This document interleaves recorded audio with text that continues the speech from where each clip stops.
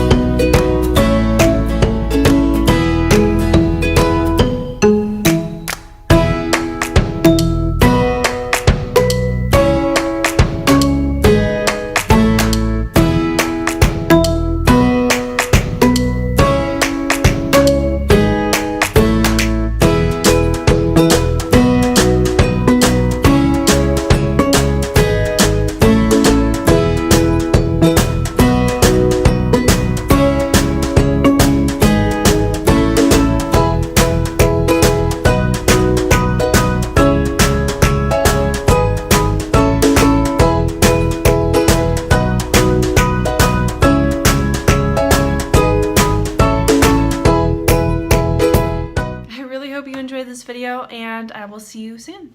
Bye.